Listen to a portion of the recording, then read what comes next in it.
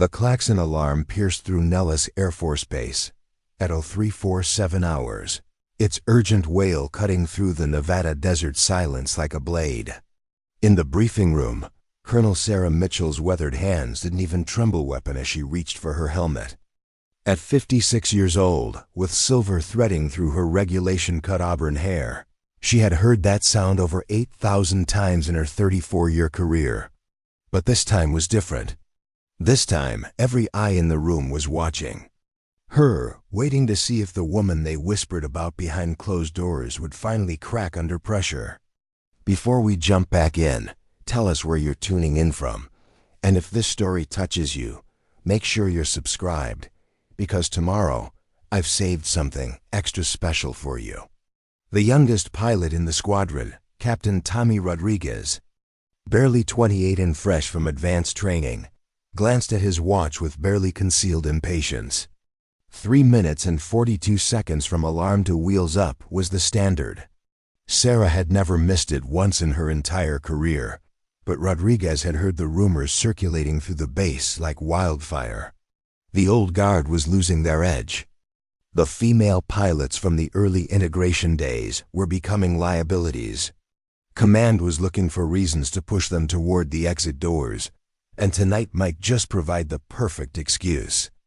Sarah's fingers moved with practiced precision as she secured her gi-suit, each motion flowing into the next with the kind of muscle memory that only came from decades of repetition. The fabric felt familiar against her skin, like putting on armor she had worn into countless battles. Her flight suit bore the patches of every squadron she had served with, every deployment she had survived, every mission that had tested the absolute limits of human endurance and machine capability. The newest patch, still crisp and unworn, read 391st Fighter Squadron in bold letters that seemed to mock the whispers about her imminent retirement.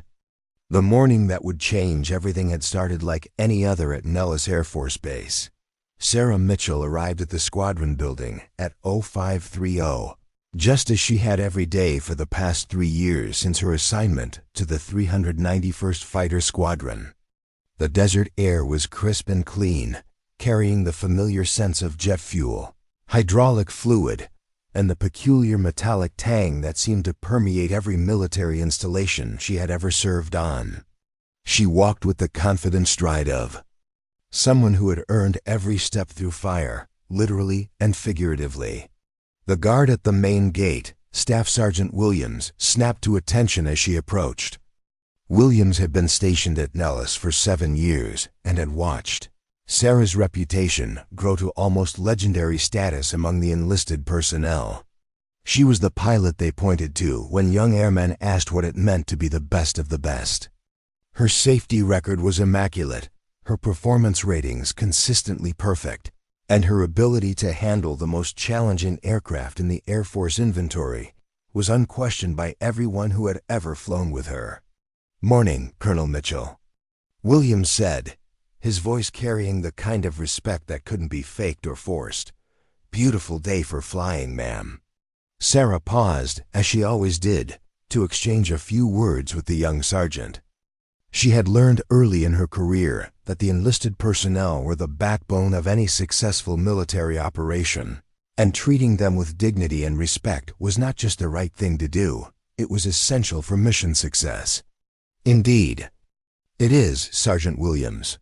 How's your daughter doing with her college applications?" "She got accepted to Colorado State for aerospace engineering, ma'am. Says she wants to design fighter jets like the ones you fly." Williams beamed with pride, and Sarah felt the familiar warmth that came from knowing her example might inspire the next generation of women to push boundaries and shatter ceilings. "That's outstanding news, Sergeant. Make sure she knows that the sky isn't the limit anymore, it's just the beginning." Sarah's words carried the weight of someone who had spent 3 decades proving that statement true, not just with words, but with actions that had redefined what was possible for women in military aviation. As she continued toward the squadron building, Sarah reflected on the journey that had brought her to this moment. She had been among the first women to fly combat missions in the F-16 Fighting Falcon, breaking barriers that had stood for generations and facing challenges that went far beyond the technical demands of piloting one of the world's most advanced fighter aircraft. The early days had been brutal, filled with skepticism from male colleagues, impossible standards that seemed designed to ensure her failure, and the constant pressure of knowing that every mistake would be magnified and used as evidence that women didn't belong in the cockpit of a fighter jet. But Sarah had not just survived those early trials, she had excelled beyond anyone's expectations, including her own. Her first deployment had been to Afghanistan, where she had flown close air support missions that saved countless lives on the ground. Her precision with ordnance delivery was legendary, her ability to navigate in adverse weather conditions unmatched, and her cool demeanor under fire had earned her the nickname Ice Queen among the special operations forces she supported. It was a title she wore with pride, knowing that it represented the trust of warriors who depended on her skill and judgment in life or death situations. The squadron building buzzed with the familiar energy of a fighter squadron preparing for another day of training and operations. Young pilots clustered around the mission planning computers, their voices animated as they discussed air-to-air tactics and debriefed the previous day's training sorties. Sarah had trained many of these pilots, watching them progress from nervous students to confident aviators, capable of handling the incredible responsibilities that came with flying the F-16. She took pride in their success, knowing that her guidance and mentorship had played a role in shaping them into the warriors they had become. Colonel Mitchell called out Major Lisa Chun, one of the few other female pilots in the squadron, and someone Sarah had been mentoring for the past 2 years. "Did you see the new training directive that came down from wing headquarters yesterday?" Sarah shook her head, settling into her chair at the squadron operations desk. The morning briefings were always a cascade of new regulations, policy changes, and administrative requirements that seemed to multiply exponentially with each passing year. "What's the latest bureaucratic masterpiece they've gifted us with?" Lisa's expression grew serious as she handed Sarah a printed copy of the directive. "It's about pilot currency requirements and advanced training certifications. They're implementing new standards for pilots over the age of 55. Mandatory additional training, more frequent medical evaluations, and something called technological adaptability assessments for all senior pilots." Sarah read through the document with growing concern. The language was carefully crafted to appear neutral and safety-focused, but she recognized the underlying implications immediately. The new requirements were clearly designed to create additional hurdles for older pilots, particularly those who had learned to fly in an era when aircraft systems were less computerized and more dependent on pilot skill and instinct. The technological adaptability assessments were especially troubling, as they seemed to prioritize familiarity with computer interfaces over actual flying ability. Preparing and narrating this story took us a lot of time, so if you are enjoying it, subscribe to our channel. It means a lot to us. Now back to the story. "Have you heard anything about who's behind this new directive?" Sarah asked, though she suspected she already knew the answer. The Air Force, like all military branches, was under constant pressure to reduce costs and modernize its force structure. Senior pilots with decades of experience commanded higher salaries and benefits, making them attractive targets for cost-cutting measures disguised as modernization efforts. Word is that it came directly from Colonel James Harrison at Wing Headquarters. Lisa replied, lowering her voice. "You know, the guy they brought in from the Pentagon to optimize pilot resources and reduce training costs. He's been making a lot of noise about needing younger, more technologically adaptable pilots for the next generation of aircraft." Sarah knew Harrison by reputation, though they had never worked together directly. He was a career staff officer who had spent most of his time in administrative positions rather than operational flying assignments. His background was in logistics and resource management, not aviation, which made his sudden authority over pilot training and evaluation policies particularly concerning. Harrison represented a new breed of military leader who viewed pilots as interchangeable assets rather than highly skilled professionals whose experience was irreplaceable. The morning briefing was led by Lieutenant Colonel Mark Stevens, the squadron commander and a pilot Sarah had known for over a decade. Stevens was a solid officer and an excellent pilot, but she could see the stress lines around his eyes that came from trying to balance the demands of higher headquarters with the needs of his squadron.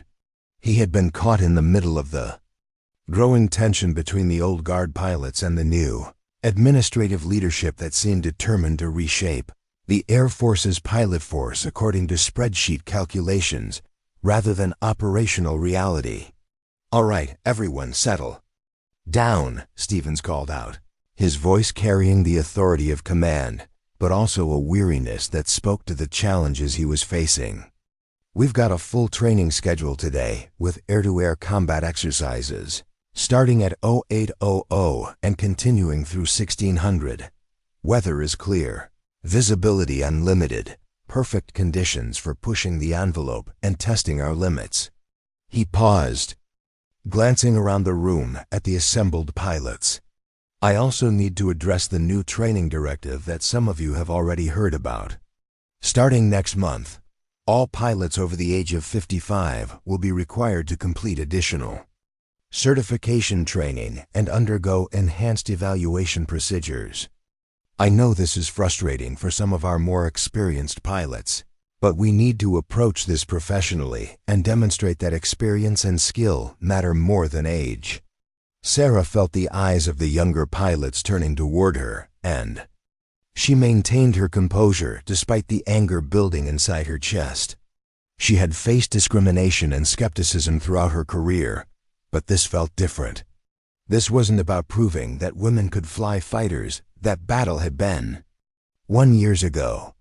This was about proving that experience and wisdom had value in an era increasingly dominated by technology and cost-cutting measures. After the briefing, Sarah made her way to the aircraft hangar where her F-16, tail number 910347, waited for the day's training mission. The Fighting Falcon was a technological marvel, a single-engine, single-seat fighter designed for air superiority and ground attack missions. Every system on the aircraft represented decades of engineering excellence and battlefield experience, refined through countless hours of testing and combat operations. Sarah knew every switch, every gauge, every quirk and characteristic of the F-16, better than she knew her own apartment. As she conducted her pre-flight inspection, Sarah's hands moved with the kind of practiced efficiency that came from performing the same routine thousands of times. But her routine was more thorough than most pilots, incorporating lessons learned from 3 decades of flying high-performance aircraft. She checked systems that younger pilots often took for granted, looking for signs of wear or potential failure that might not show up on computer diagnostics but could be detected by experienced eyes and hands. Staff Sergeant Martinez, her dedicated crew chief, approached with the aircraft forms and maintenance logs. Martinez had been working on F-16s for 12 years and had developed a deep respect for Sarah's attention to detail and her genuine concern for the welfare of the enlisted personnel who maintained her aircraft. "Colonel, she's running like a Swiss watch today. All systems green, full fuel, and the ordnance is loaded per your specifications for the air-to-air training." "Outstanding work as always, Sergeant Martinez," Sarah replied, reviewing the maintenance forms with the kind of careful attention that had saved her life more than once during her career. "Any concerns or anomalies I should know about?" "Nothing significant, ma'am. There was a minor hydraulic leak in the left main landing gear, but we replaced the seals and pressure tested the system. She's good to go for whatever you need to throw at her today." Martinez's pride in his work was evident, and Sarah made sure to acknowledge it properly. "I have complete confidence in your work, Sergeant. This aircraft is in better condition than the day it rolled off the production line, and that's because of maintainers like you who take pride in excellence." Sarah's words weren't just empty praise. She genuinely believed that the skill and dedication of the enlisted maintenance personnel were just as important as pilot ability in ensuring mission success. As Sarah strapped into the cockpit and began the engine start procedures, she reflected on the changes she had witnessed in military aviation over the course of her career. The basic principles of flight remained the same: lift, thrust, weight, and drag still governed every aircraft that had ever taken to the skies. But the technology had evolved dramatically, with computer systems now handling many of the functions that had once required direct pilot input and constant attention. The younger pilots embraced these technological advances enthusiastically, often relying on automated systems to handle situations that Sarah's generation had learned to manage through skill and experience. There was nothing inherently wrong with that approach, but Sarah worried that the emphasis on technology was creating pilots who might struggle when those systems failed or when they faced situations that couldn't be resolved by following computer-generated procedures. The F-16's engine roared to life with a sound that still sent a thrill through Sarah's body after all these years. The General Electric F110 turbofan engine produced over 29,000 pounds of thrust, enough to push the aircraft to speeds exceeding Mach 2 and to perform maneuvers that subjected the pilot to gravitational forces that would render most people unconscious. Sarah had built up a tolerance to G-forces that was exceptional, even by fighter pilot standards, regularly pulling 9 gigaseconds during training exercises without experiencing the tunnel vision and loss of consciousness that affected less experienced aviators. As she taxied toward the runway, Sarah's radio crackled with transmissions from other aircraft in the training formation. Today's exercise was designed to test air-to-air combat skills, with experienced pilots like Sarah serving as adversaries. For younger pilots who were working to earn their mission qualification training certification, it was a role she had performed hundreds of times, using her superior experience and tactical knowledge to challenge the students and push them to develop the skills they would need in actual combat situations. Viper lead, this is Tower, you're cleared for takeoff on runway 21, wind 240 at 15, visibility 10 miles, ceiling unlimited. Have a good flight, Colonel. Tower, Viper lead is cleared for takeoff, runway 21, thank you. Sarah advanced the throttle and felt the familiar surge of power as the F-16 accelerated down the runway.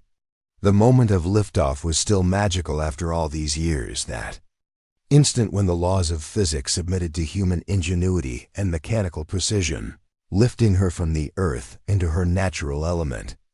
At 15,000 feet, Sarah joined up with the other aircraft in the training formation. Her wingman for today's exercise was Captain Jennifer Walsh, a talented pilot with 4 years of experience who had specifically requested to fly with Sarah whenever possible. Walsh understood that flying with the most experienced pilots in the squadron was the fastest way to improve her own skills and tactical knowledge. Viper lead, Viper 2 is joined up and ready for training, Walsh transmitted over the radio.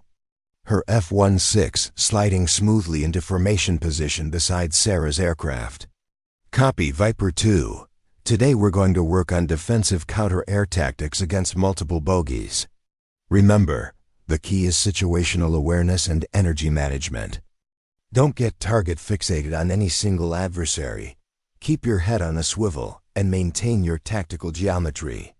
Sarah's voice carried the confidence of someone who had not only survived every type of air combat scenario, but had excelled in them. The training exercise began with Sarah and Walsh acting as defending fighters against a formation of 4 adversary aircraft, flown by younger pilots from the squadron. The scenario was designed to test the defenders' ability to protect high-value assets while outnumbered and facing multiple threats from different directions.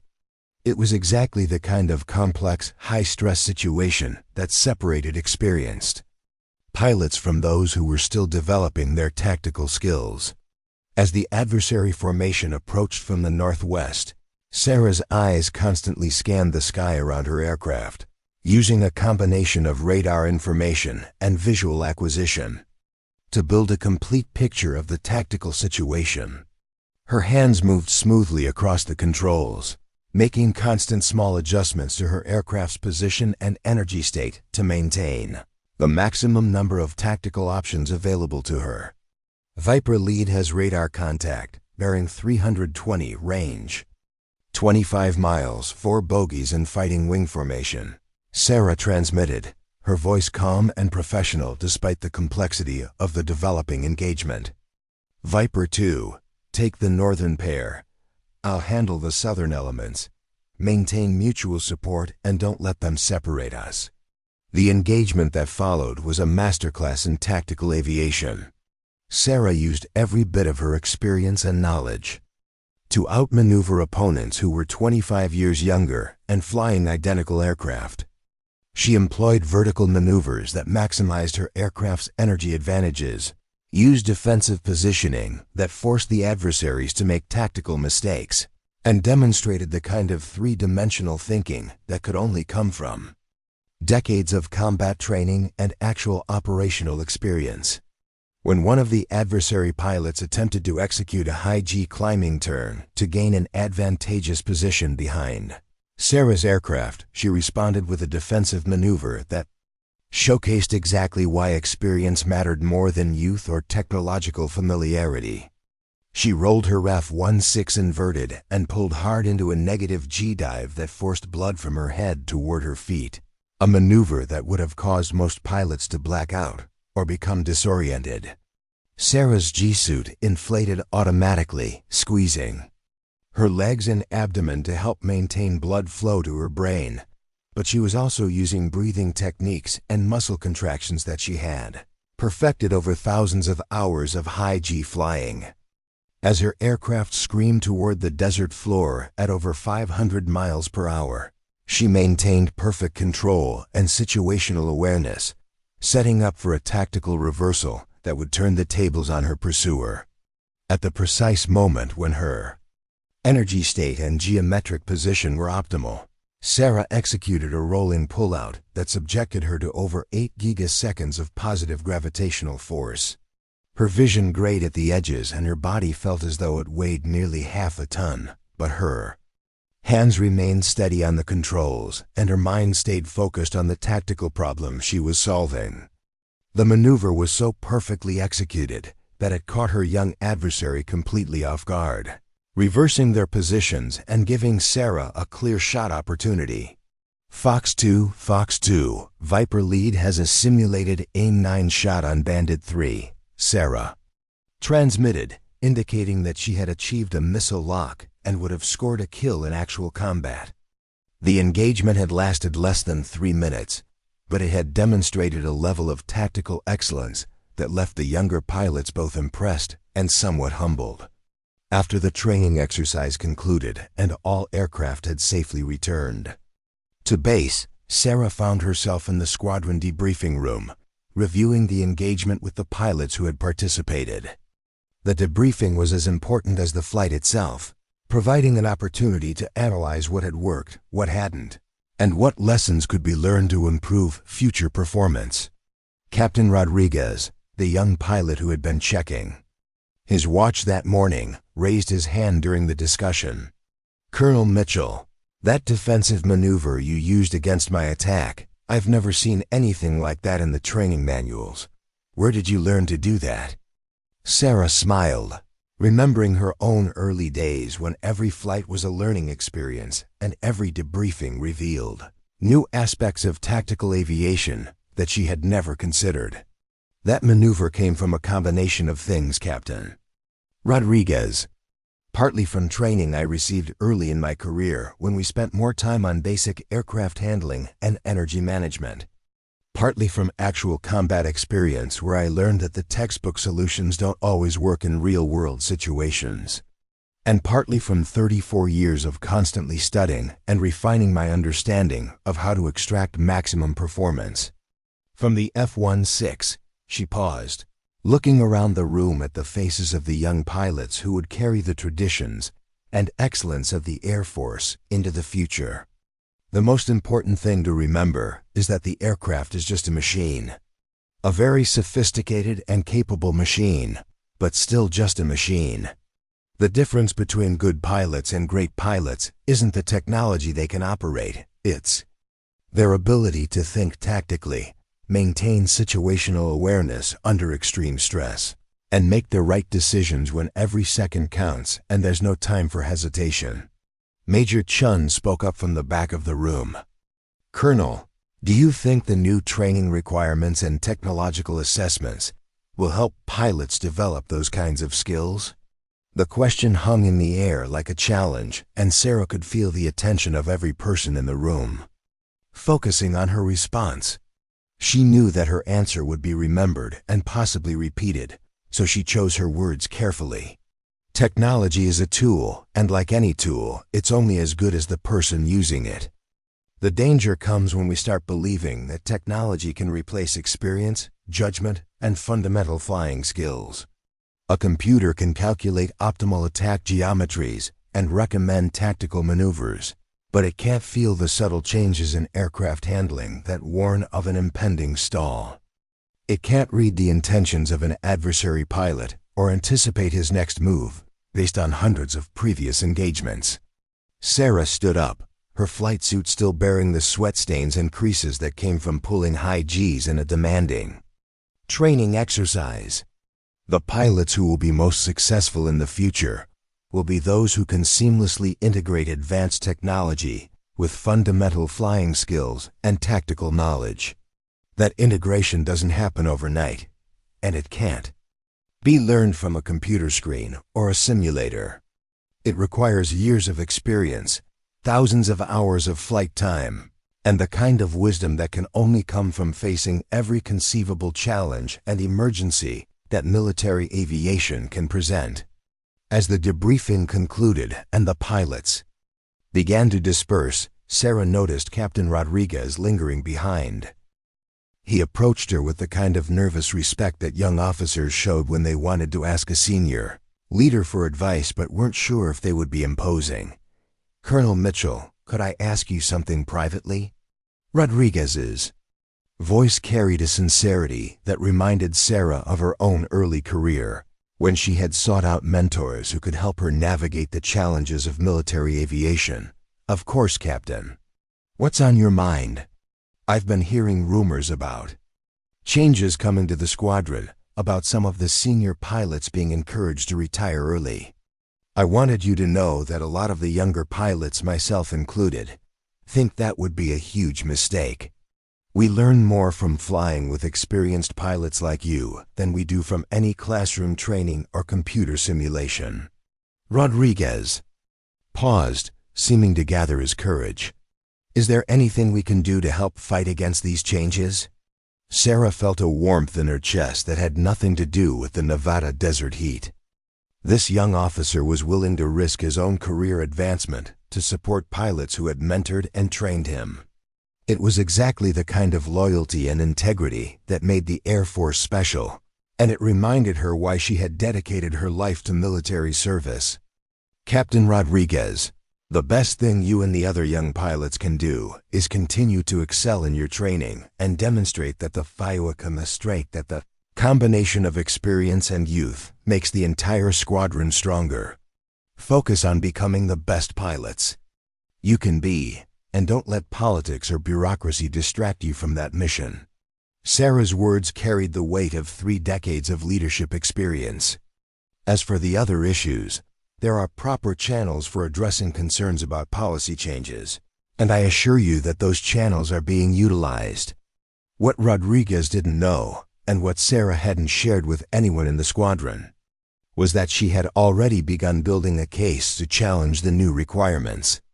Her apartment was filled with research on age discrimination in military settings, documentation of the superior safety records of experienced pilots, and analyses of accidents that might have been prevented if more experienced aviators had been in the cockpit. She had also reached out to other senior pilots throughout the Air Force who were facing similar challenges, building a network of experienced aviators who were prepared to fight for their right to continue serving. That evening, as Sarah sat in her quarters reviewing flight manuals and technical publications, her secure phone rang with a call that would change the trajectory of her career and potentially the entire debate about experienced pilots in the modern Air Force. Colonel Mitchell, this is General Patricia Hayes at Air Combat Command Headquarters. I hope I'm not calling too late. Sarah immediately recognized the name and felt a surge of both excitement and apprehension. General Hayes was one of the most respected leaders in the Air Force, a fellow female pilot who had broken even more barriers than Sarah during her rise to flag rank. If General Hayes was calling personally, it meant that the issues surrounding senior pilot retention had reached the highest levels of Air Force leadership. Not at all, General. It's an honor to hear from you. How can I help you? Colonel, I've been hearing some concerning reports about what's happening to experienced pilots throughout the Air Force. I understand that you've been dealing with some of these issues personally at Nellis. I'd like to discuss the situation with you in detail, but not over the phone. Can you be at my office at Langley tomorrow afternoon?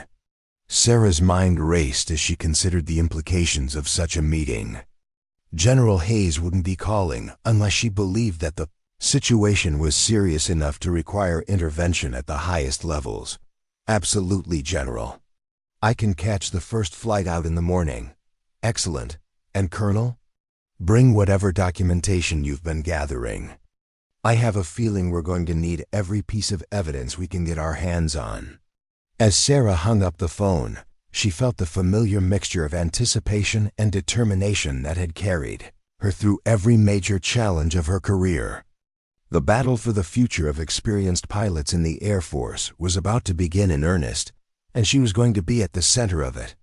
But this time, she wouldn't be fighting alone. She would have the support of one of the most powerful leaders in the entire Air Force.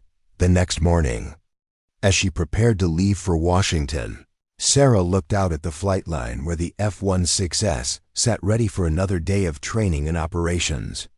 Each aircraft represented the dedication and skill of the pilots who flew them and the maintainers who kept them mission ready. In a few hours, she would be in a meeting that could determine whether pilots like her would continue to have the opportunity to serve their country and pass their knowledge on to the next generation. Sarah picked up her flight bag, the same one she had carried through deployments to Afghanistan, Iraq, and countless training exercises around the world. It was scarred and worn from years of use, but it had never failed her, just as she had never failed the Air Force or the pilots she had trained and mentored. Whatever challenges lay ahead, she was ready to face them with the same courage and determination that had carried her through 3 decades of military aviation. The fight for her career and the careers of pilots like her was about to begin. And Sarah Mitchell had never walked away from a fight in her life. She wasn't about to start now. The Pentagon's corridors felt different at 0630 on a Tuesday morning. General Patricia Hayes' office overlooked the Potomac River, where early morning joggers traced familiar paths along the water's edge, oblivious to the career-defining conversations taking place in the building behind them. Sarah had arrived 30 minutes early, using the extra time to review her documentation, one final time before what might be the most important meeting of her military career. General Hayes entered with the purposeful stride of someone accustomed to making decisions that affected thousands of lives. At 52, she had broken every significant barrier for women in Air Force aviation, becoming the first female fighter pilot to achieve general officer rank and the first to command a numbered Air Force. Her silver hair was pulled back in a regulation bun, and her uniform displayed ribbons that told the story of a career spent pushing boundaries and defending American interests around the globe. Colonel Mitchell, thank you for making the trip on such short notice, General Hayes said, settling behind her desk with a steaming cup of coffee. I'll get straight to the point. What's happening to experienced pilots throughout the Air Force isn't just concerning. It's dangerous. We're creating a crisis that could cost lives, and I need to understand the full scope of what we're dealing with. Sarah opened her leather portfolio, revealing months of meticulous research organized into neat categories. General, what I've discovered suggests this isn't happening by accident. There's a coordinated effort to push senior pilots toward early retirement, and it's being driven by cost considerations rather than safety or operational effectiveness. The evidence Sarah presented painted a disturbing picture. Budget documents, obtained through unofficial channels, showed projected savings of over $200 million annually if the Air Force could reduce its pilot force age by an average of 8 years. Younger pilots commanded lower salaries, required fewer medical benefits, and could be retained longer before mandatory retirement. From a purely financial perspective, the numbers were compelling.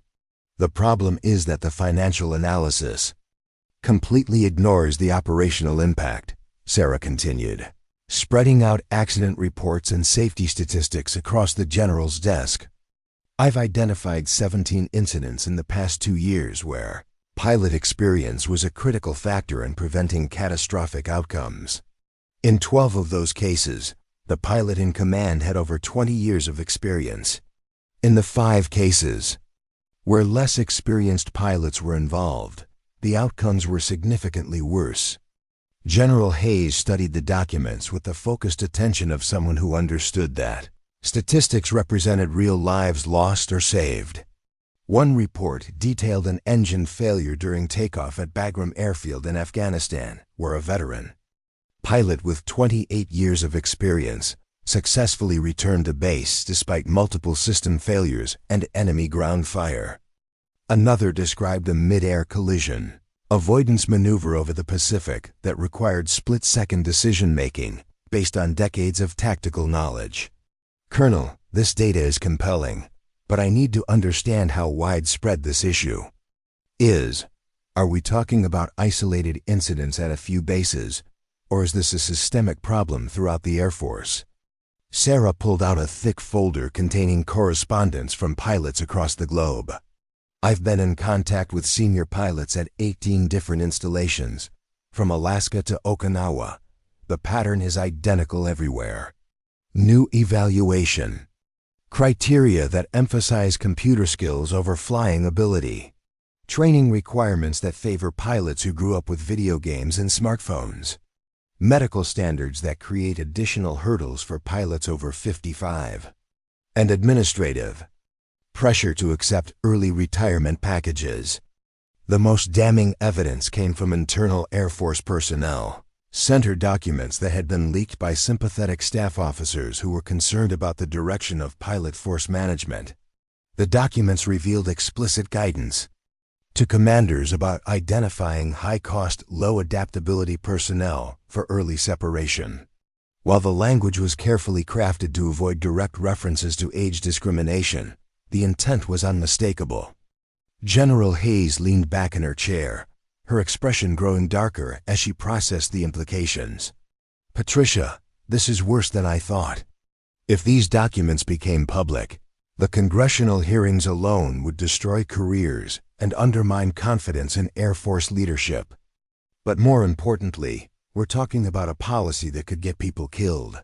Sarah nodded gravely. General, there's something else you need to know.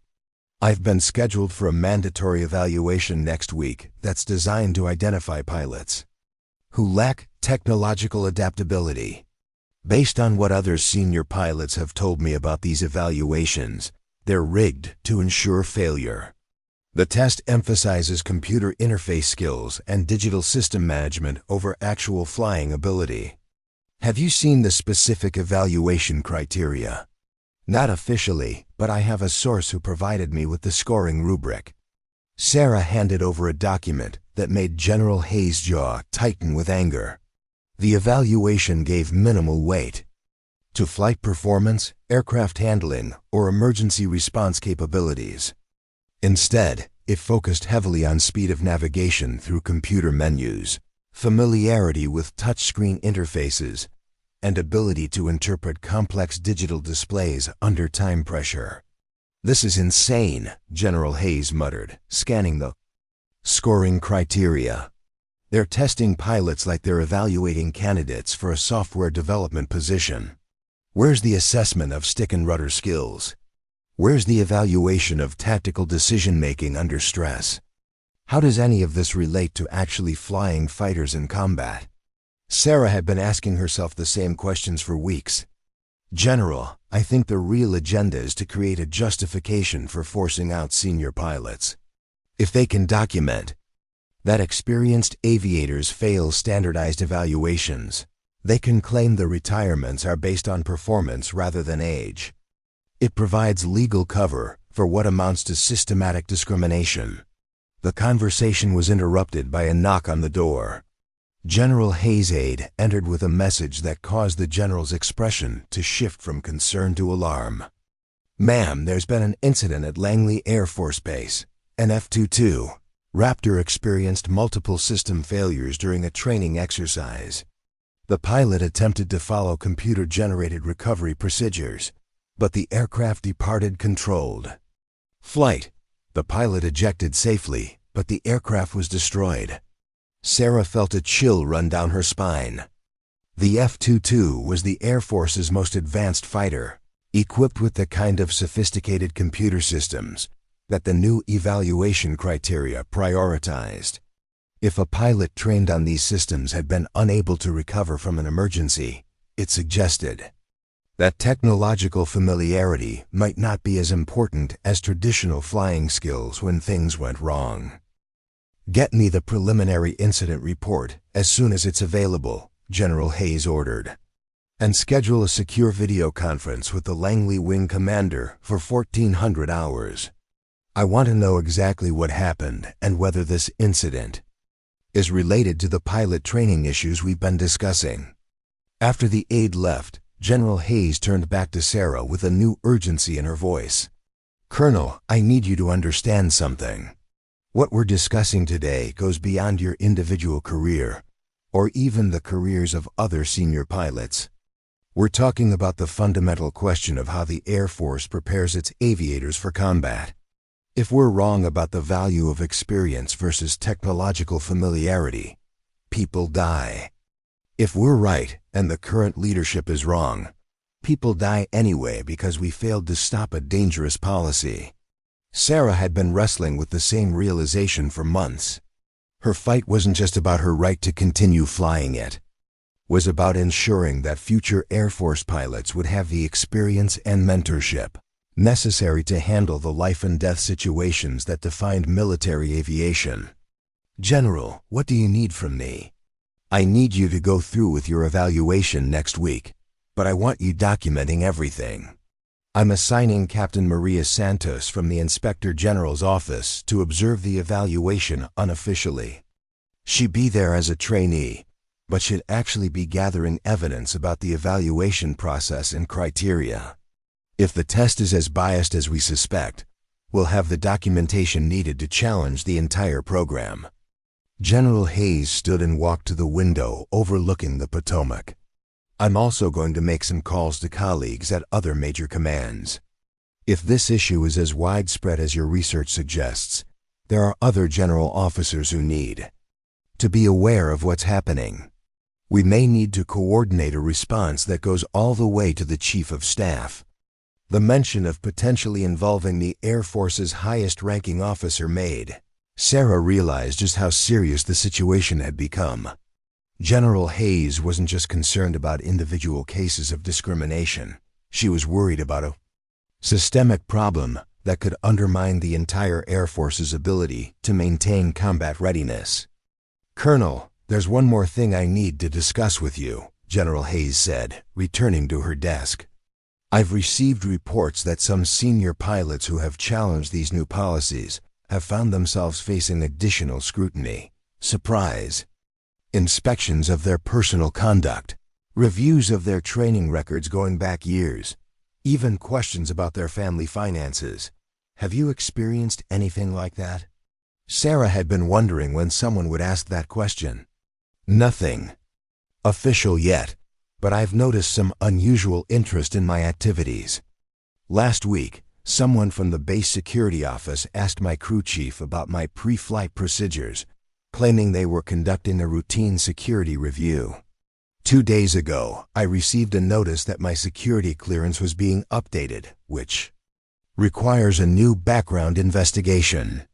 And yesterday, I was informed that all my training records from the past 5 years are being audited for compliance with current standards.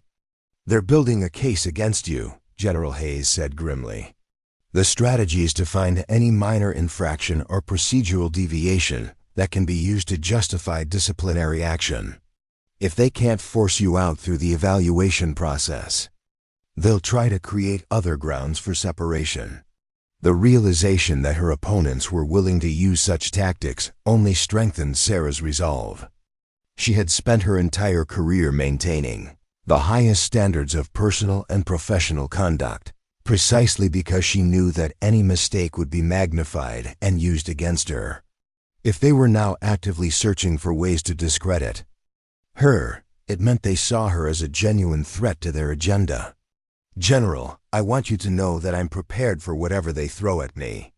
My record is clean, my conduct has been exemplary, and my performance has been outstanding by any objective measure. But more importantly, I'm not fighting this battle alone. There are dozens of senior pilots throughout the Air Force who are facing the same challenges, and we're coordinating our response. General Hayes smiled for the first time during their meeting. That's exactly what I wanted to hear. The Air Force is strongest when its people stand together in defense of shared values and principles. But I need you to be careful, Colonel. The people behind these policies have significant influence, and they won't hesitate to use it if they feel threatened. As their meeting concluded, General Hayes walked Sarah to the door. Colonel Mitchell, I want you to know that what you're doing requires courage that goes beyond anything demanded in combat. In combat, the enemy is clearly identified and the rules of engagement are understood. In this situation, you're fighting against people who should be on your side, using tactics that are designed to appear legitimate while achieving illegitimate goals. Sarah felt the weight of responsibility settling on her shoulders, but it was a familiar feeling. Throughout her career, she had carried the responsibility of proving that women belonged in fighter cockpits, that experience mattered more than prejudice, and that excellence was colorblind and genderblind. This was simply the latest chapter in that ongoing story. The flight back to Nellis gave Sarah time to process everything she had learned and to plan her next moves. General Hayes had provided her with powerful allies and important information. But the real work would happen at the squadron level, where policies became reality and careers were made or broken. She spent the flight time reviewing her documentation and preparing for the challenges that awaited her. Landing at Nellis at sunset, Sarah was struck by the beauty of the desert landscape, painted in shades of red and gold by the setting sun. The base had been her home for 3 years, and she had grown to love the stark beauty of the Nevada desert and the clear skies that provided perfect conditions for fighter training. The thought that she might soon be forced to leave filled her with a sadness that surprised her with its intensity. The squadron building was still active when she arrived, with late evening training flights just beginning to return from their missions. Sarah could hear the familiar sounds of aircraft engines winding down and ground crews performing post-flight inspections. These sounds had provided the soundtrack to her adult life, and she couldn't imagine a world without them. Major Chun was waiting in the Squadron Operations Center with a stack of messages and a concerned expression. "Colonel, we need to talk. There have been some developments while you were gone that you need to know about." They moved to Sarah's office where Chun spread out several documents that had arrived during Sarah's absence. The first was an official notification that Sarah's scheduled evaluation had been moved up by 3 days, giving her less time to prepare and preventing her from implementing some of the documentation strategies she had discussed with General Hayes. The second was a memorandum requiring all squadron pilots to complete a survey about their opinions regarding age and experience requirements for fighter pilots. "Lisa, this survey is a fishing expedition. Sarah said after reading through the questions. "They're trying to determine which pilots support the new policies and which ones might be sympathetic to senior aviators.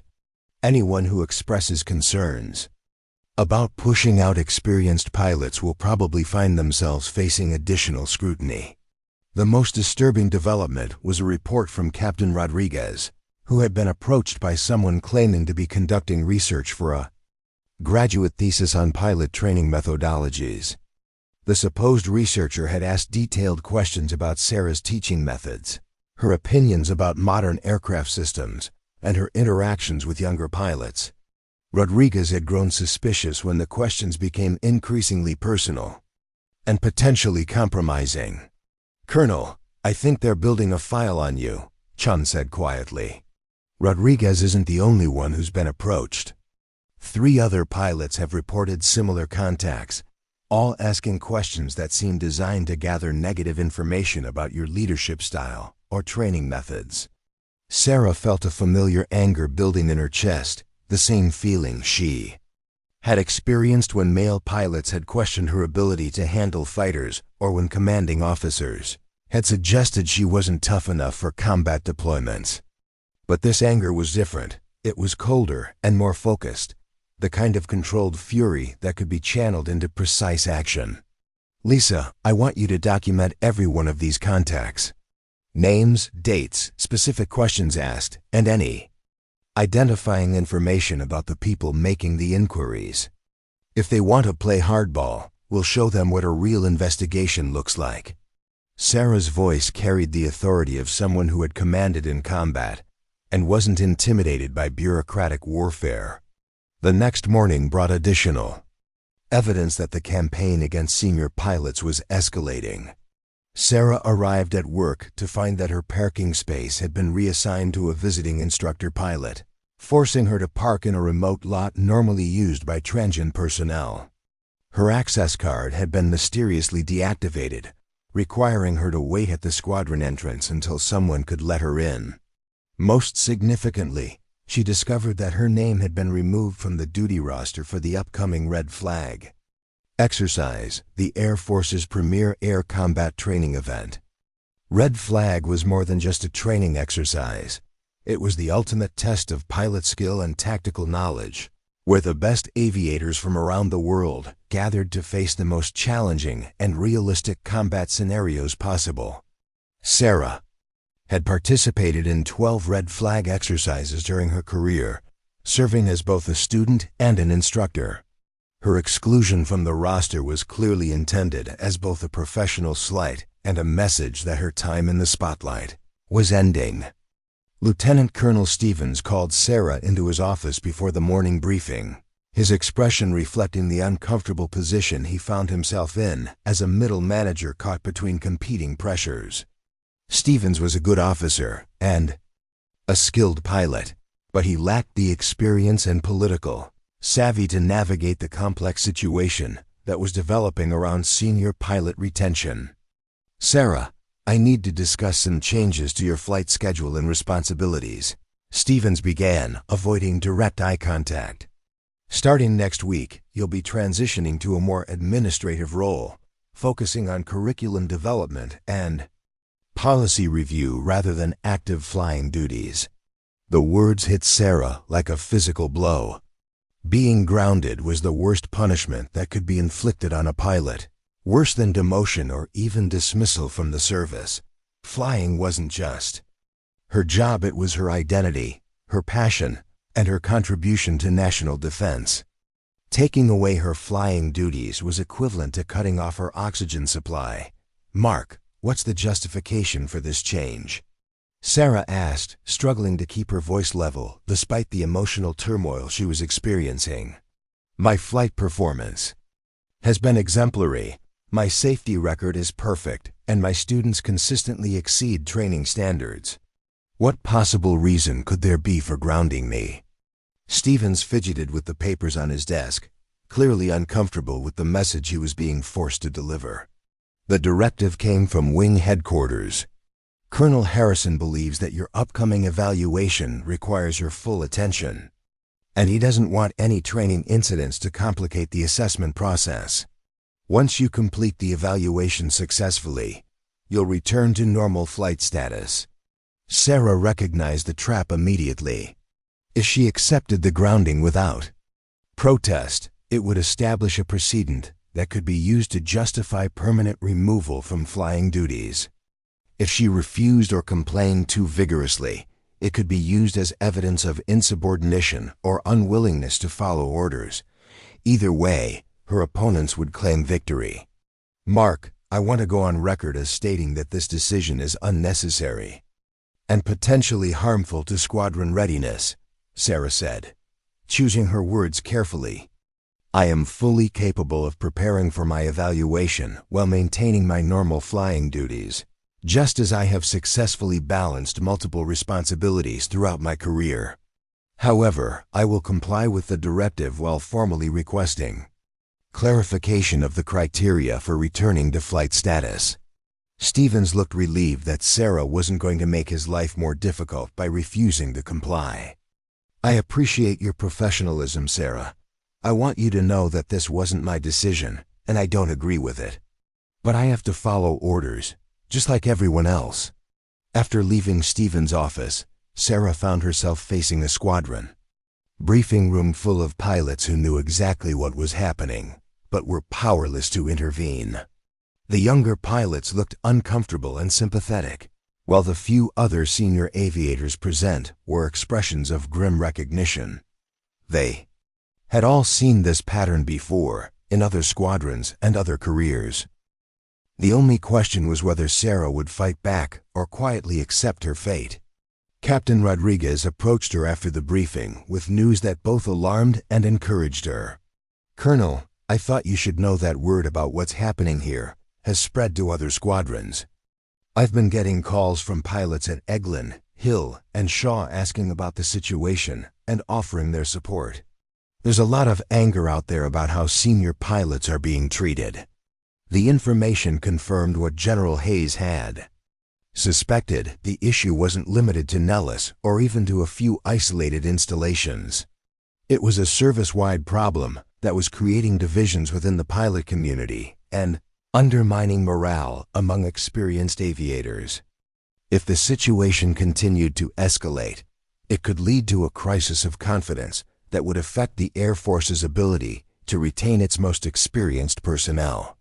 Sarah spent the rest of the day gathering additional evidence and reaching out to her network of contacts throughout the Air Force. What she discovered was both disturbing and encouraging. Disturbing because the scope of the problem was even larger than she had initially realized. Encouraging because there were senior leaders at multiple levels who were becoming aware of the issue and were prepared to take action. Colonel Jennifer Walsh at Shaw Air Force Base had documented similar patterns of discrimination and was building her own case for challenging the new policies. Major General Robert Taylor at Air Education and Training Command was reportedly asking pointed questions about pilot training methodologies and retention statistics. Even at the Pentagon, staff officers were beginning to question whether the cost savings from forced early retirements were worth the potential operational risks. That evening, Sarah received a call that would provide the final piece of evidence. She needed to expose the conspiracy against senior pilots. Captain Maria Santos from the Inspector General's office had been conducting her own investigation into age discrimination complaints, and what she had discovered was damning. "Colonel Mitchell, I can't discuss the details of an ongoing investigation, but I can tell you that your case is not isolated," Santos said during their carefully worded conversation. "We have documented evidence of systematic bias in pilot evaluations, discriminatory application of training requirements, and retaliatory actions against pilots who have filed complaints. The pattern is clear, consistent, and almost certainly illegal." Santos also provided information that explained why the campaign against senior pilots had intensified recently. Budget pressures from Congress had created enormous incentives for the Air Force to reduce personnel costs, and senior pilots represented the most expensive category of military personnel. Rather than addressing the budget issues through honest Discussion and policy debate. Some leaders had apparently decided to solve the problem by forcing out experienced aviators under the guise of modernization and efficiency. "Captain, what happens next?" Sarah asked, knowing that her upcoming evaluation would be a critical test case for the entire issue. "That depends on what evidence we can gather and how willing senior leadership is to address the problem honestly," Santos replied. "Your evaluation next week will be closely monitored, and any irregularities will be documented and investigated. But ultimately, this issue may require intervention at the highest levels of the Air Force, possibly even congressional involvement." As Sarah prepared for bed that night, she reflected on the journey that had brought her to this crossroads. She had joined the Air Force 34 years ago with dreams of flying fighters and serving her country. She had achieved those dreams, despite facing obstacles that would have discouraged less determined individuals. Now at the peak of her experience and effectiveness, she was being told that her knowledge and skills were no longer valued. But Sarah Mitchell had never backed down from a fight, and she wasn't about to start now. The upcoming evaluation would be rigged against her, the deck would be stacked in favor of her opponents, and the odds of success would be minimal by any objective measure. It was, in other words, exactly the kind of challenge that had defined her entire career. Tomorrow would bring new developments, new challenges, and new opportunities to prove that experience and excellence mattered more than bureaucratic convenience. Sarah had spent 3 decades preparing for this moment, and she was ready for whatever her opponents could throw at her. The real battle was about to begin, and she intended to win it decisively. The evaluation facility at Nellis resembled something between a high-tech laboratory and an interrogation chamber. Sarah arrived at 07:00 sharp, her flight suit crisp and her bearing confident, despite knowing she was walking into a carefully orchestrated ambush. The building itself was new, constructed specifically for the advanced pilot evaluation program that had become the weapon of choice against experienced aviators throughout the Air Force. Captain Maria Santos was already present, ostensibly as a trainee observer, but actually serving as General Hayes' covert witness to whatever irregularities might unfold.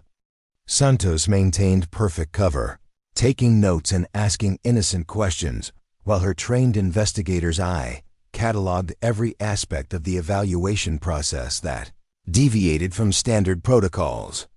Colonel Harrison had personally traveled from wing headquarters to oversee Sarah's assessment, bringing with him a team of civilian contractors whose credentials were impressive on paper, but whose understanding of actual combat flying was questionable at best.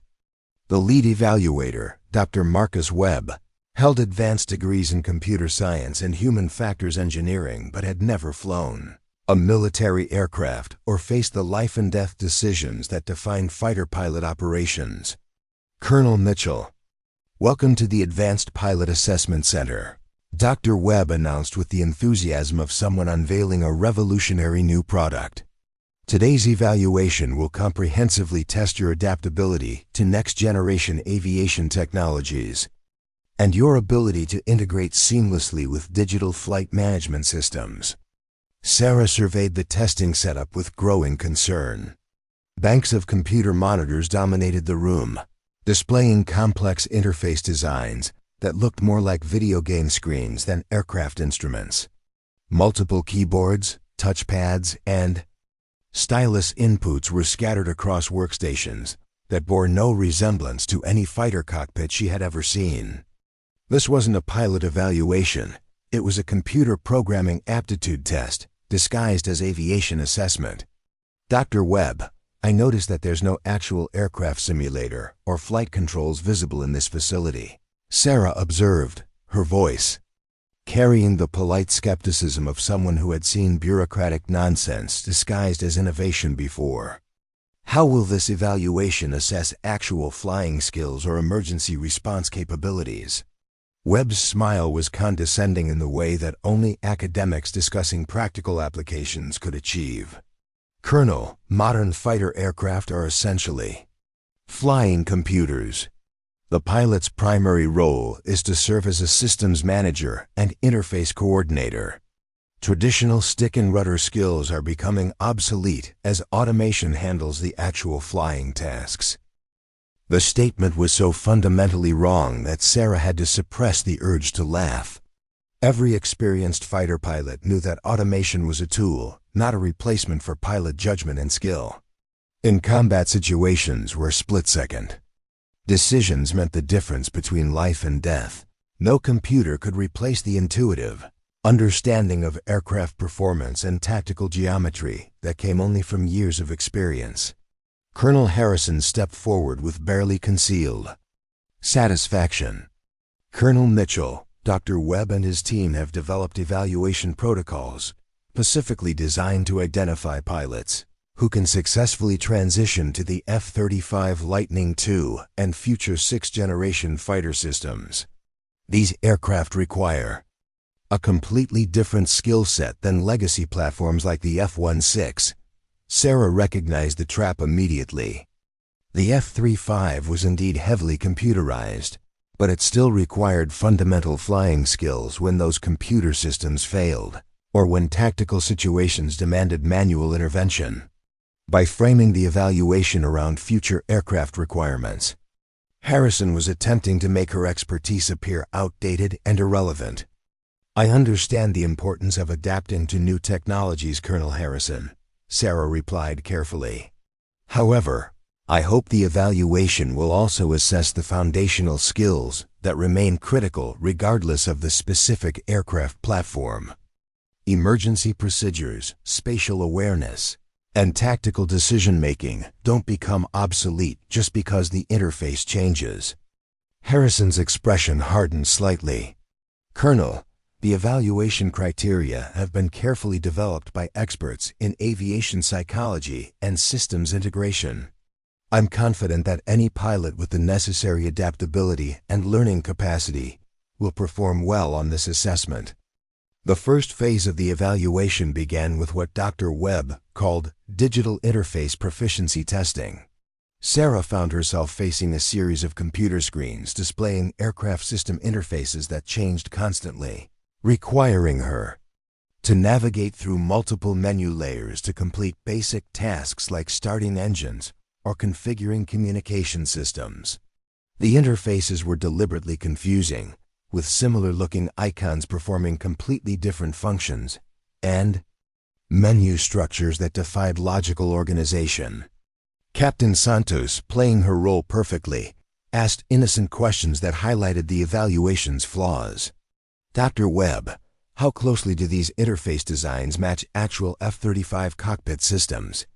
Some of these menu structures seem quite different from what I've seen in training materials." Webb's response revealed the evaluation's fundamental dishonesty. The specific interface designs are less important than testing the pilot's general ability to adapt to unfamiliar computer systems. "We're measuring cognitive flexibility rather than training on particular equipment." Sarah completed the interface tasks methodically, documenting each inconsistency and illogical design element she encountered. Her years of experience with military computer systems allowed her to navigate the confusing interfaces more effectively than the evaluators expected. But she could see them adjusting the difficulty levels in real time to ensure her performance remained marginal. The second phase involved what Dr. Webb termed multitasking stress evaluation. Sarah was required to monitor multiple computer displays simultaneously while responding to audio cues and manipulating various input devices. The tasks were designed to overwhelm even experienced computer users, combining elements that had no relationship to actual flying duties with artificial time pressures that bore no resemblance to real aircraft emergencies. During one particularly absurd sequence, Sarah was asked to solve mathematical equations while monitoring weather radar displays and responding to simulated radio calls that used non-standard phraseology. The exercise was clearly designed to create failure through cognitive overload rather than testing any skill relevant to fighter pilot operations. Dr. Webb, Sarah said during a brief break between test segments. "I'm curious about the validation data for these evaluation protocols. Has this assessment been correlated with actual flight performance or combat effectiveness measures?" The question clearly made Webb uncomfortable. The evaluation protocols are based on extensive research into human-computer interaction and cognitive performance under stress. We're confident that the results accurately predict pilot adaptability to modern aircraft systems. Sarah pressed further, knowing that Captain Santos was documenting every evasive answer. "Have you tested these protocols with pilots who have demonstrated exceptional performance in actual combat situations? It would be interesting to see how proven combat veterans score on these assessments." Harrison intervened before Webb could respond. "Colonel Mitchell, the evaluation criteria are not subject to debate during the assessment process. Please focus on completing the assigned tasks rather than questioning the methodology." The exchange was revealing in multiple ways. Harrison's defensive response suggested that he knew the evaluation's validity was questionable, while Webb's inability to provide concrete validation data confirmed that the assessment had never been properly tested against real-world performance measures. The third phase of the evaluation was perhaps the most insulting. Dr. Webb presented Sarah with a series of scenarios involving modern threat environments that required her to use computer-based planning tools to develop tactical responses. The scenarios were clearly written by people who had never been in combat, featuring enemy capabilities that defied physics and tactical situations that would never occur in actual warfare. In one scenario, Sarah was asked to plan an air-to-ground attack mission using a computer program that ignored basic principles of aircraft performance and weapons employment. The program suggested flight profiles that would have resulted in immediate aircraft loss and target engagement procedures that violated fundamental rules of engagement. When Sarah attempted to modify the computer-generated plan to reflect actual tactical considerations, the program marked her responses as incorrect. "Dr. Webb, this computer model is recommending that I approach the target at an altitude and airspeed that would make the aircraft an easy target for any competent surface-to-air missile system," Sarah explained, pointing to the obviously flawed flight profile. No experienced pilot would ever accept these parameters for an actual mission. Webb's response revealed his complete disconnection from military reality. "Colonel, the computer model incorporates the latest artificial intelligence algorithms for optimal mission planning.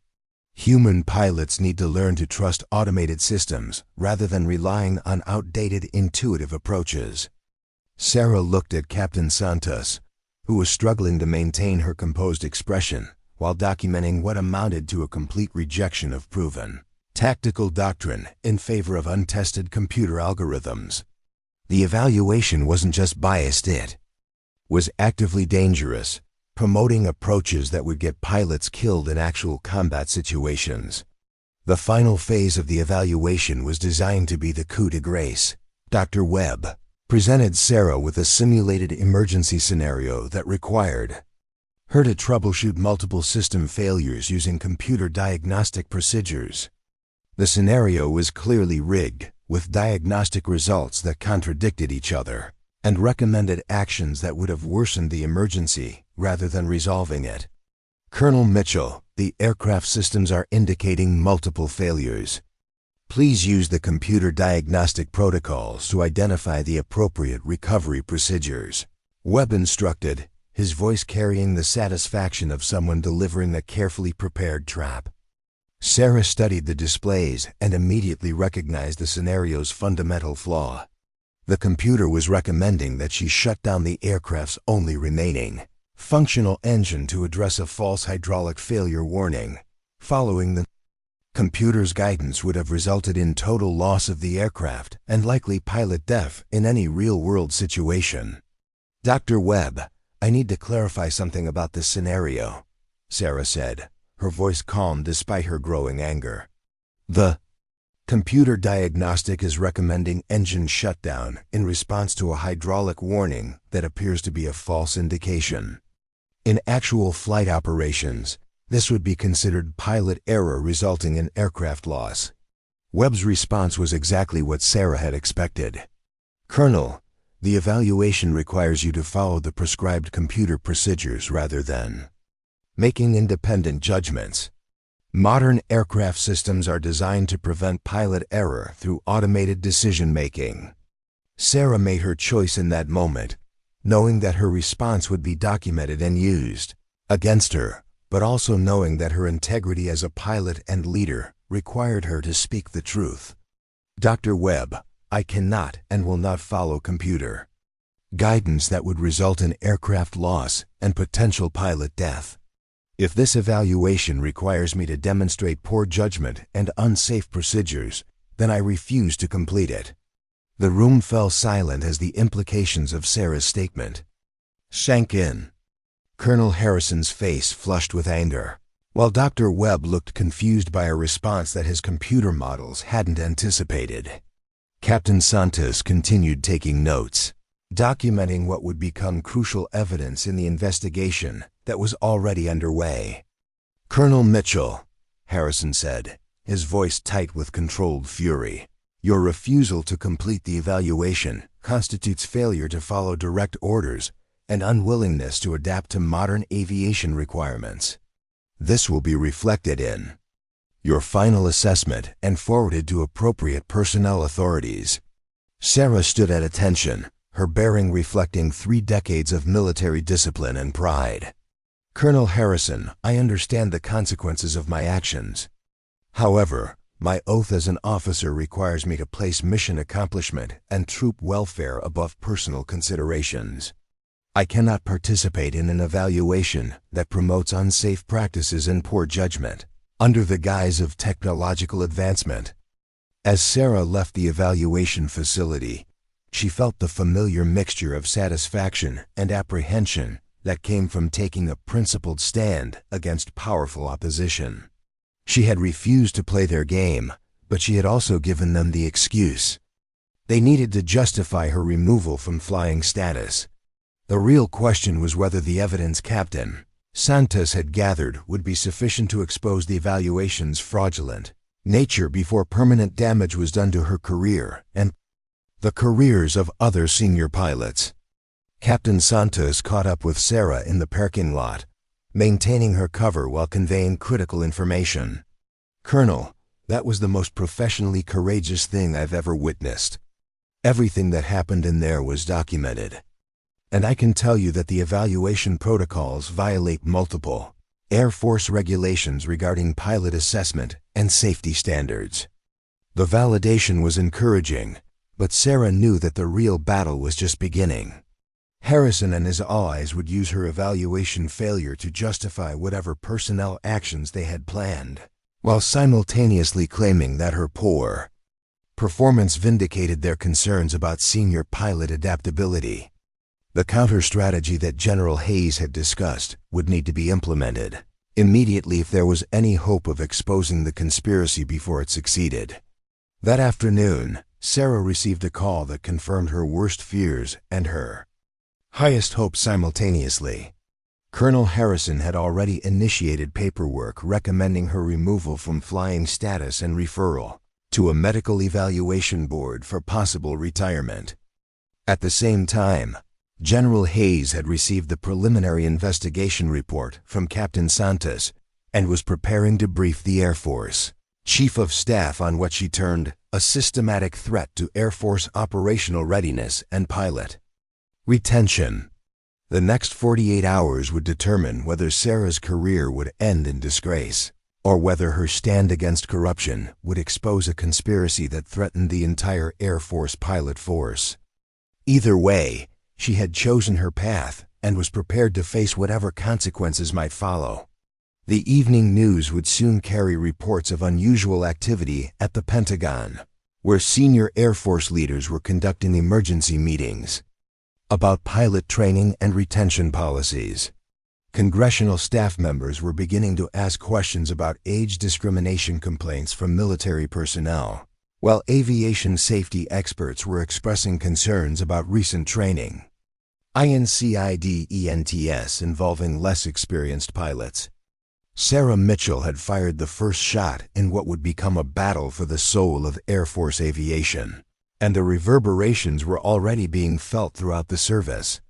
The question now was whether the forces of integrity and experience would prove stronger than the bureaucratic machinery that sought to prioritize cost savings over operational effectiveness.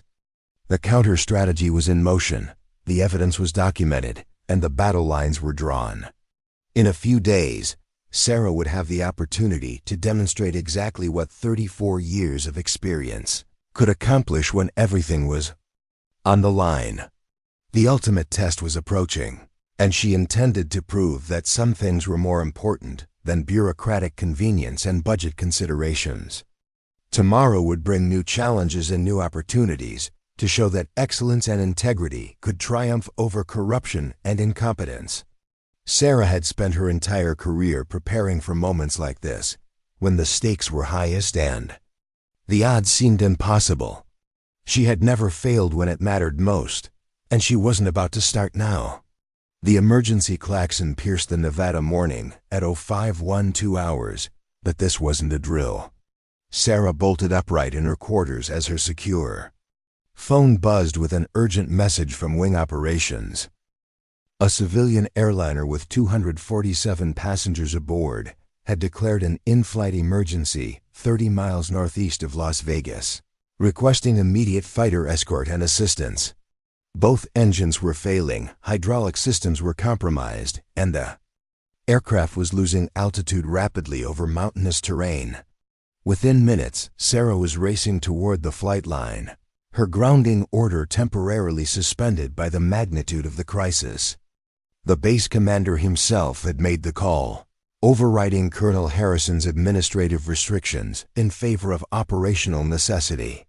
When lives hung in the balance, bureaucratic politics took a backseat to getting the most qualified pilots in the air as quickly as possible. Staff Sergeant Martinez was already performing emergency pre-flight procedures on Sarah's F-16, his experienced hands moving with practiced urgency. "Colonel, she's ready to fly. Full fuel, clean configuration, all systems nominal. Whatever's happening up there, you're our best chance of helping those people." Sarah's hands moved through the startup sequence faster than she had in years, muscle memory and adrenaline combining to compress normal procedures into lightning-fast efficiency. The turbofan engine roared to life with a sound that filled her with purpose and determination. This was what she had trained for, what 3 decades of experience had prepared her to handle. Tower control was already clearing her for immediate takeoff as she taxied onto the runway. Rescue 1, winds calm, visibility unlimited, cleared. For takeoff and immediate climb to flight level 350, contact approach control on 327, 4 for vector to emergency aircraft. The F-16 leaped off the runway like a caged predator finally released, climbing at nearly 30,000 feet per minute toward the distressed airliner. Sarah's radar quickly acquired the target, a Boeing 767 struggling to maintain altitude while declaring multiple system failures to air traffic control. The situation was deteriorating rapidly, and conventional emergency procedures weren't working. Transpac 891, this is Air Force Rescue 1, Sarah transmitted, her voice calm and professional. Despite the gravity of the situation, "I'm a fighter pilot with over 3 decades of experience. What's your current status and how can I assist?" The relief in the airline captain's voice was palpable. "Rescue 1, we've lost both engines to what appears to be bird strikes. Hydraulics are failing. Flight controls are becoming unresponsive. We're down to manual reversion and losing altitude. I've got 247 souls on board and we're running out of options." Sarah processed the information with the kind of rapid tactical analysis that could only come from years of handling emergencies where split-second decisions meant life or death. The airliner was flying over terrain that offered no suitable emergency landing sites, but she knew the area well from countless training missions. There was one possibility that conventional emergency procedures wouldn't consider, but it would require precision flying that pushed both aircraft to their absolute limits. Transpac 891, I want you to try something unconventional. I'm going to position my aircraft to create a pressure wave that might help stabilize your flight controls. It's called formation aerodynamics, and it requires precise positioning, but it could give you the control authority you need to reach a suitable landing site. The technique Sarah was proposing had never been attempted with a disabled airliner, but she understood the physics involved better than any textbook. By flying her F-16 in specific positions relative to the larger aircraft, she could create airflow patterns that would supplement the failing hydraulic systems and provide additional control surface effectiveness. Rescue 1, that sounds extremely dangerous for both aircraft, the airline captain replied, his voice tight with stress. Are you certain this will work? Sarah was already maneuvering into position, her hands working the flight controls with the precision of a surgeon. Captain, I've spent 3 decades learning how aircraft behave in extreme situations. Trust me and follow my guidance exactly. We're going to get everyone home safely. What happened next would be studied in aviation schools for generations. Sarah positioned her F-16 with millimeter precision, using the fighter's superior maneuverability to create aerodynamic effects that gradually restored partial control to the failing airliner. The technique required her to fly closer to the massive commercial aircraft than any safety regulation would ever permit, maintaining formation through violent turbulence and constantly changing flight conditions. Ground control centers across the western United States watched in amazement as radar screens showed the 2 aircraft locked in an impossible dance of precision flying. Sarah was pulling G-forces that would have incapacitated most pilots, her F-16 twisting and turning to maintain optimal position while the airliner struggled to maintain level flight. Transpac 891, you should be feeling improved elevator authority now, Sarah transmitted, her voice steady despite the physical punishment she was enduring. Try small control inputs and see if you can arrest your descent rate. The technique was working, but it was pushing both aircraft and pilots to their absolute limits.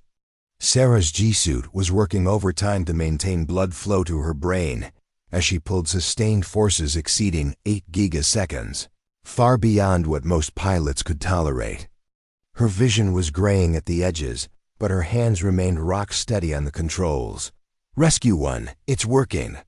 I'm getting partial control response. Where do you recommend we try to land?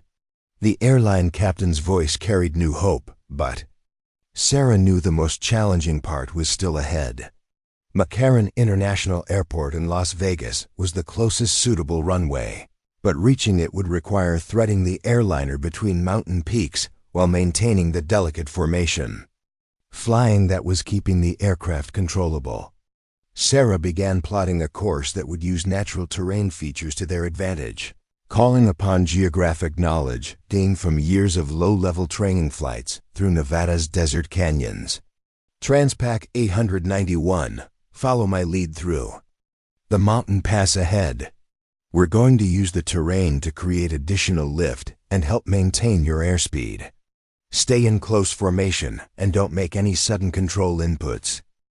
The next 15 minutes tested every skill Sarah had developed during her military career.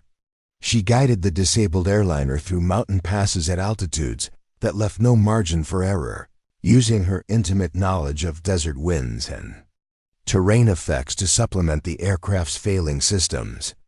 Her F-16 became an extension of her will, responding to control inputs so subtle that they were more felt than seen. McCarran Airport was declaring a full emergency as the unlikely formation approached Las Vegas airspace. Crash and rescue vehicles lined the runway while air traffic controllers cleared all other aircraft from the area. The entire aviation community was holding its breath as they watched an impossible rescue attempt unfold in real time. Rescue 1. I don't know how you're doing this, but whatever you're doing, keep doing it. The airline captain transmitted. My aircraft is responding like nothing I've ever experienced. It's like you're flying both planes simultaneously.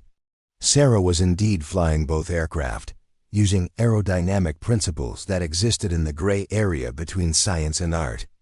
Her understanding of airflow dynamics, pressure differentials, and formation flying techniques was allowing her to provide the failing airliner with control authority that shouldn't have been possible given its mechanical condition. The approach to McCarran required Sarah to execute the most precise flying of her career. She had to maintain formation with a much slower aircraft while both planes descended through turbulent desert air toward a runway that was barely long enough for an emergency landing. One mistake, one moment of imprecision, would result in catastrophic loss of life. Transpac 891, we're 3 miles from touchdown. Maintain current configuration and prepare for a firm landing. Your aircraft is going to hit hard, but the runway is long enough if we can keep you on centerline. At 500 feet above ground, Sarah made a decision that violated every regulation in the book, but saved 247 lives. She maneuvered her F-16 into a position directly above the airliner, using her aircraft's exhaust plume to create additional downward pressure that helped keep the larger plane's nose from pitching up during the critical final approach phase. The technique subjected Sarah to over 11 gigaseconds of sustained gravitational force, pushing her body beyond the limits of human endurance. Her vision tunneled to a narrow point directly ahead. Her body felt like it weighed over a ton, and every breath required tremendous effort. But her hands never wavered on the controls. At the moment of touchdown, Sarah pulled her F-16 into a nearly vertical climb, escaping the ground effect just as the airliner slammed onto the runway in a landing that was rough but successful. All 247 passengers and crew walked away from what should have been an unsurvivable accident, saved by flying skills that couldn't be programmed into any computer.